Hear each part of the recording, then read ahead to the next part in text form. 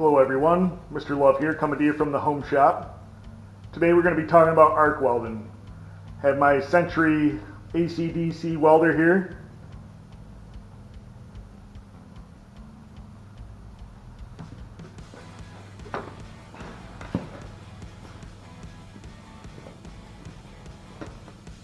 Today we're going to be using a 6011 rod.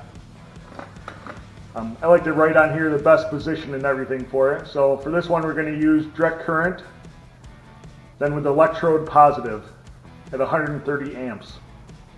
So let's get it set up here.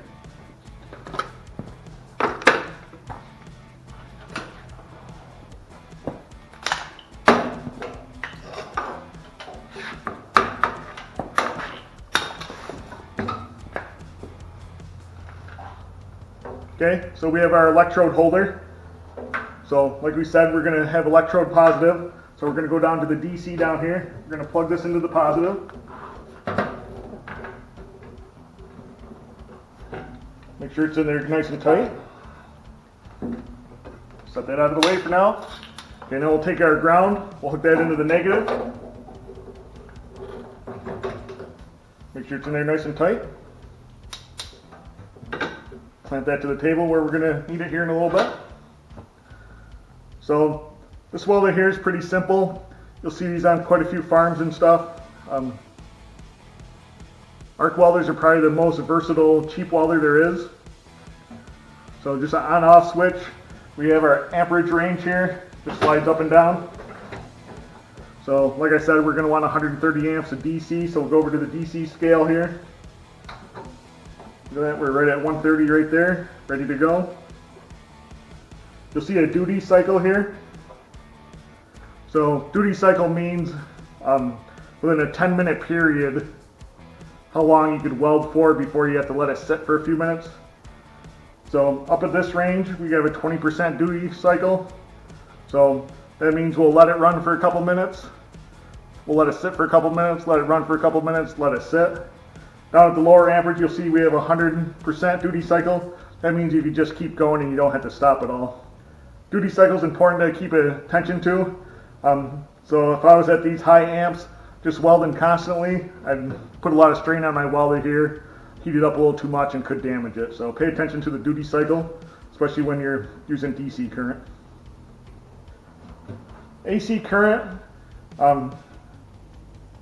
it's good for really thick metal. Another time you might run into it if something becomes magnetized, like if you're welding on a hay chute or something, or a water pipe, something like that. If some stuff flows through there, it can create a magnetic field. So there's been a few times where you don't get good penetration or anything. You check it with a piece of metal and the metal's actually magnetized. So in that case, if you put it over to AC, it welds a little bit better. Other than that, AC is just going to help you out for really thick metals. So most of the time with the arc welder, you're going to be using DC, either DC negative or positive, depending on what the rod calls for. So let's get suited up. Okay, so a few things I definitely need to use for arc welding. You need to have on a good pair of boots, long pants, definitely not sweatpants or anything that could melt to you. There's going to be lots of heat here today. You're either going to need a long sleeve shirt, a welding jacket, or some welding sleeves. Nice pair of heavy, thick gloves. Don't use little TIG or MIG welding gloves. Make sure they're thick metal cutting or arc welding gloves. Definitely going to need those. Going to need a good welding helmet that goes all the way up to 13.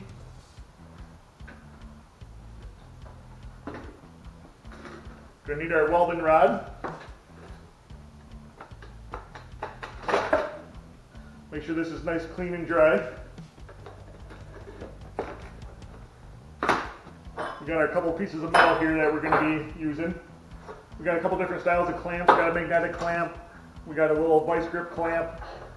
We need our little hammer, a little wire brush, and then just a pair of pliers to pick up the material if we need to, and a hammer just in case we need to whack something. It's always good to have a hammer on standby. So, also have on my safety glasses. I'm going to keep them over my eyes all the time, even when I'm wearing my helmet. I also have on a little welding cap today. Whenever you're arc welding, you usually get lots of debris coming off. It's very hot welding, so I suggest wearing some sort of head cover if you're going to be doing a lot of it, especially if you're doing any sort of overhead welding, stuff like that. This is just a cheap little welding cap from either this one's from Runnings or TSC. You get them for under 10 bucks. They work pretty nice, keep the sweat out of your eyes and the hot stuff off your head. Okay? So, I'll put my sleeves down, get my helmet ready. This is an auto darkening helmet, not a very expensive helmet. This one's less than 100 bucks. I've had it for quite a while. This one's a KT Industries. I think TSC sells these still, Running sells them, Welding Shop sell them. They're a pretty decent helmet for the price. I really like this one for the price. Welding helmets for around $100, a pretty good find. You get cheap ones, auto darkening ones for $40. You get expensive ones for thousands of dollars. So $100 is pretty good, especially for the amount of welding that I do. So there's a little test button inside here. I'm going to hit the test button, make sure it darkens on me. Make sure all my other settings are where I want them at. Make sure it's on weld mode. Make sure we're turned up to 13 here for our darkness.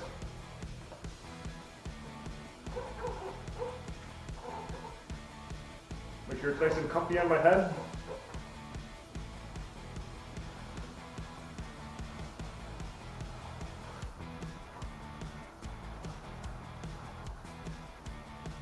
Got my gloves on.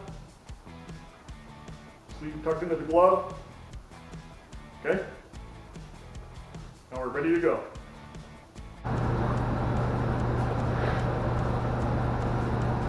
Okay, I'm nice and hydrated. I just drank some water. That way, there's a lot of heat and stuff that you're working with here. You don't want to get dehydrated and get a little woozy while you're welding. Today we're going to be using a 6011 rod. The hardest part to these electrodes is always starting them. So whenever you go to start, there's a couple different methods you could use. You do a quick little drag method, drag it across the work really fast, then pull away a little bit, or you could tap it and pull away a little bit. Depending on the rod, some ways work better than others. If you can't get it to work with tapping or dragging, just give it some quick little arcs to get it started. Usually once it gets started, you get all the flux and stuff off the end of the rod, then it starts working a little bit better after there. So we're going to just be welding these two pieces of steel together here. So when we do it, we're going to want just a little gap in between. So this is an 1/8 inch rod here, so we'll probably have like a 1/16 inch gap here. Then, I don't know if you can see that good there. So we're going to have our little gap in there. And then we're just going to work back and forth on it a little bit, letting the rod do all the work, let it penetrate down into the metal. We should be able to see through our welding helmet both pieces of metal actually melting, pulling up, and then the welding rod and the filler rod filling in the gap in between there. So as we go, this rod's going to keep getting shorter. So once we use it all up, we're just going to set it off to the side, then we're going to start a new rod. So whenever we get started here, make sure our metal's nice and clean. You can either take it over to the grinder, use a hand grinder, or a wire brush. Make sure your welding area is definitely clean where you're welding here.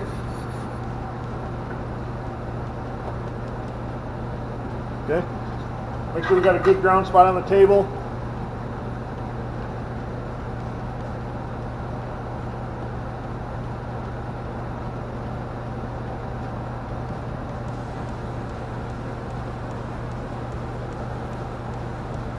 Okay.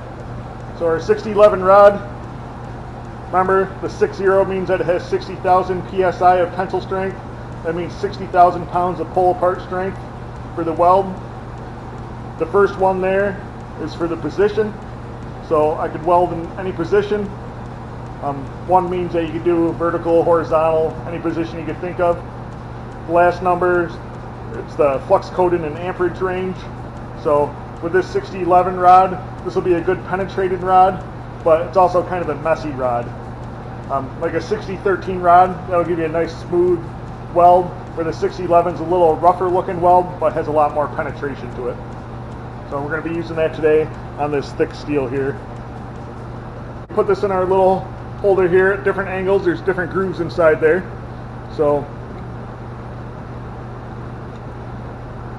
we do straight, normal like that. You go on an angle, you come in from the top. I'm going to come in like this for this one today. Our welder is still off, so I'm going to show you this right now. Sometimes it will stick on you. If you go to strike it, it might stick to the metal if you don't pull away fast enough. Remember, we're going to strike it and then we're going to pull away just a little bit, or drag it and pull away just a little bit. So when we're pulled away there, the rod should melt nicely, should fill in. Remember with this, you got to keep moving down towards it as you go, because the rod's getting shorter as you go. You can't just keep your arms in one level, otherwise the rod's going to be too short and it won't be contacting anymore. So sometimes when you go down, it's going to stick. You either have to yank it off real quick, or if for some reason it doesn't come off, just grab the handle and release it right away. Don't touch the rod and try to yank the rod off by hand. Just let go of the handle. That way it takes the amperage away from it and it's ready to go.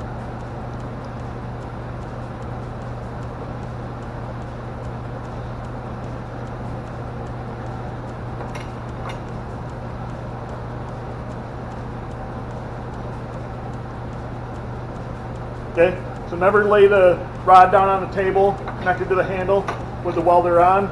It'll start sparking right away. So you always want to lay it on a different surface or keep it in your hand. Just, be aware as you're moving around not to hit it on anything when it's on.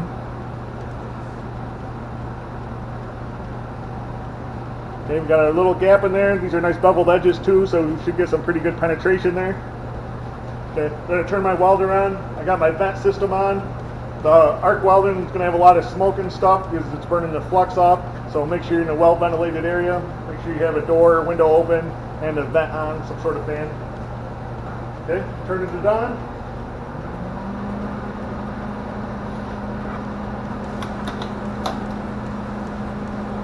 Maybe you're ground nice and close to the work or on the work.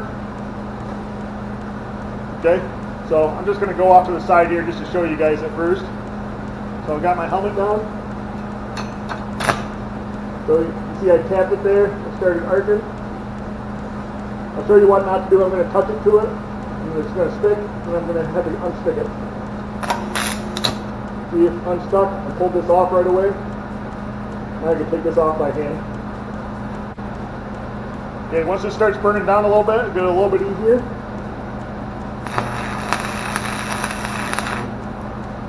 And all we're going to be doing is making a nice little line. You can think of it as making little C's or Z's or W's as you do kind of a little C action. Okay, so let's get started on our thing here. We're going to tack it on each end. That way it doesn't warp or anything on us.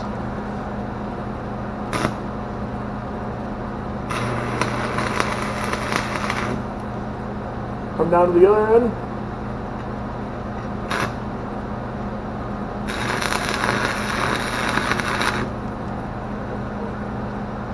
Okay, we got it tacked on both ends now. That way it's not going to warp or anything on us or walk away. So I'm just going to tap that a little bit to get the scale off so when I go back over it. Give it a quick wire brush, and remember, don't set this down on the table.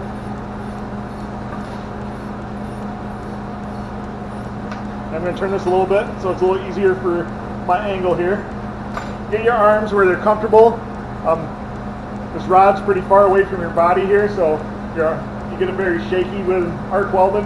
So get your arms where it's comfortable. I like to lean if I can.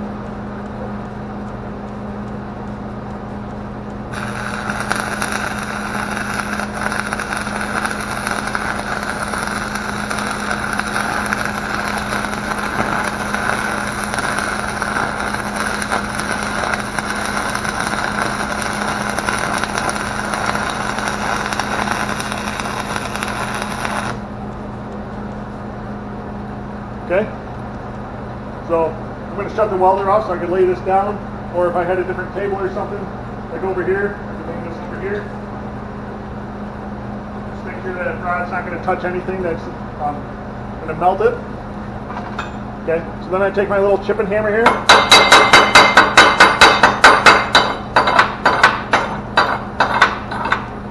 Hit it a little bit. clean it up.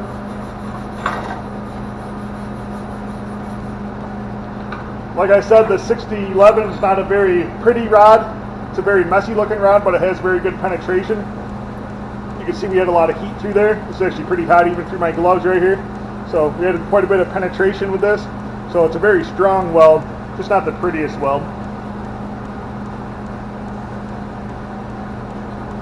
So I got this cleaned up now. We could go over it again now if we wanted to.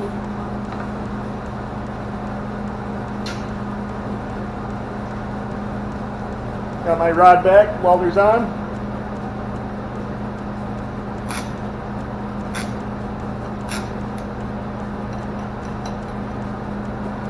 You can see we lost our ground here a little bit. If that happens, just rough it up on the table a little bit.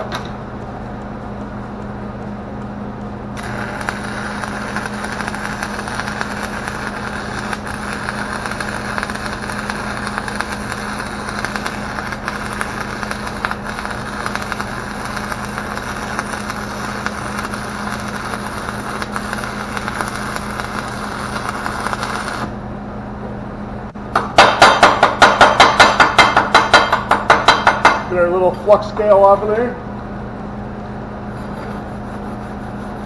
Wire brush it off. Remember, it gets hotter each time you make a pass. We have a pretty decent looking weld there in the beginning. Made a couple little impurities down here at the end. If this was nice clean metal, you'd get a nice film cover on there. You shouldn't have to pound it hard. You should be able to just scrape it off lightly, and the skin should peel right off. But with this being a rustier metal, you get more impurities and stuff in that flux coating. So usually you have to tap it off a little bit. Okay, let's weld this other side. Sure, on the table, nice and rough there. You can also clamp it right to the work. Just make sure it's far enough away where you're not going to melt your lead at all. Okay, here we go.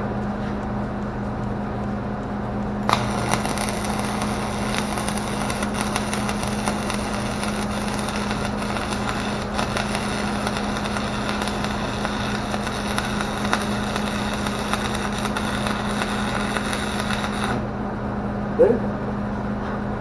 We had really good penetration on this side over here. I could see where the metal is melting really good through my lens here. So we're down to just a little bit left. We want to just dispose of this now. Just set it on the bench for now until it cools down, and then we can scrap it or throw it out later. You don't want to get too close to your electrode holder, otherwise it'll start melting this porcelain that's on here. Okay. So even though we don't have a tip on there, we don't want to set this on the table because it could still spark. So we either shut off the welder, hang it off to the side. Okay, so now we got our little skin on here. You see it chipping off.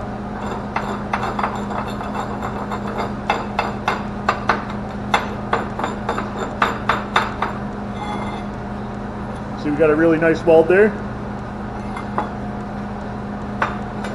Still a little messy because it's 6011.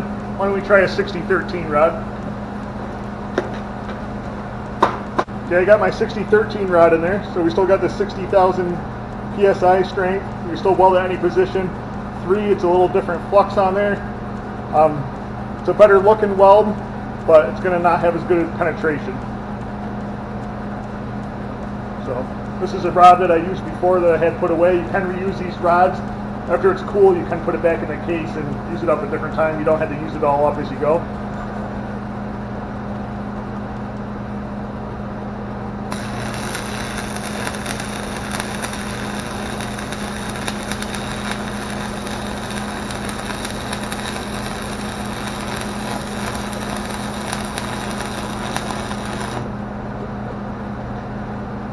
Okay, so we'll set this off to the side.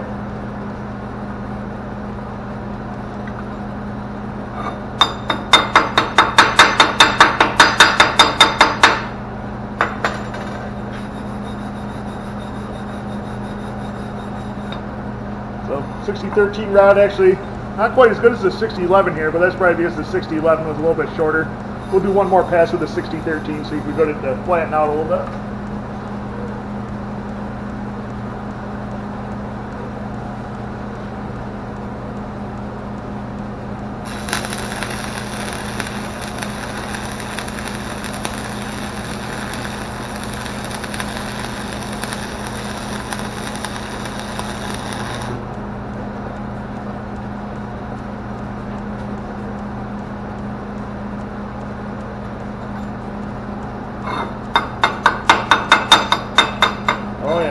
That's a lot better. A little stack of nickels there. A lot better.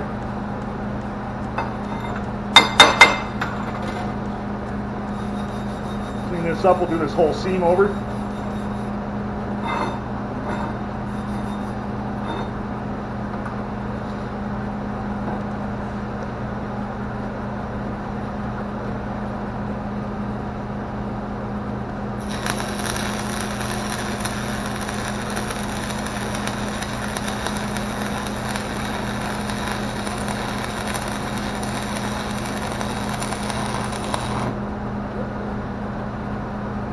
If you're doing a lot of welding, make sure you're taking breaks and stuff.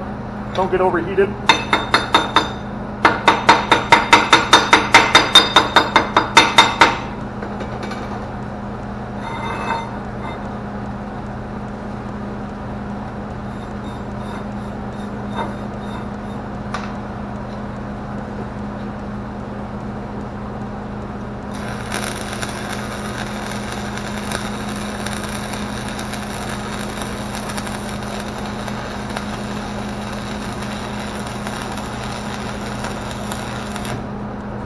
Okay, so my rod's all done.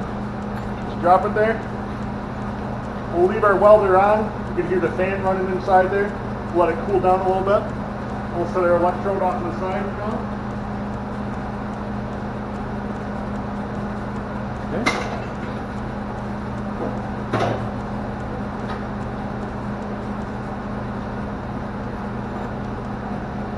Okay. Okay, we'll knock this scale off here. It should chip off pretty easy. If you have to beat it really hard, it's usually because there's a lot of impurities in the metal, or you didn't have a very good contact with everything.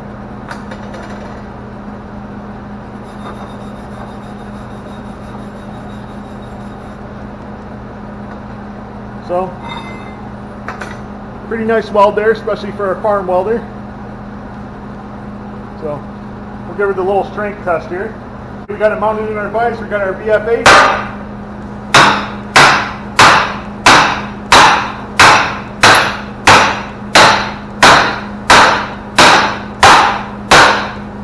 So, like I said before, this is 60,000 PSI tensile strength. So the weld's actually going to be stronger than the metal itself. You can see this 1/4 inch angle iron was actually bending. And the weld not cracking or anything. So that's how you know you have a good weld, or could survive a good hammer impact like that. So, I wouldn't be afraid to have that on, something structural on a tractor or something, on a loader. Good penetration.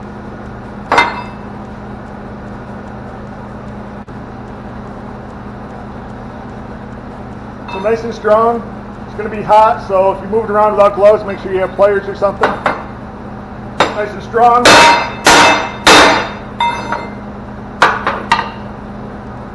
Not too bad looking. Here I wouldn't mind leaving that weld out, but down here where I first started, wasn't quite used to it quite then. You could grind that down a little bit, go over it again if you wanted to, or grind it all down with a nice finishing grinder and smooth it out so you can't even tell it's been welded.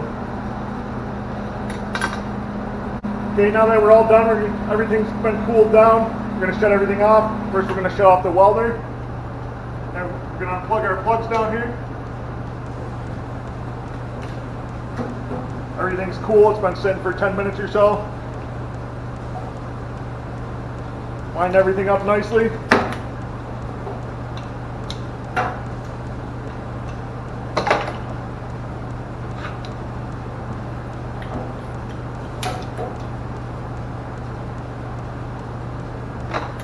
If you had any welding rod out or anything,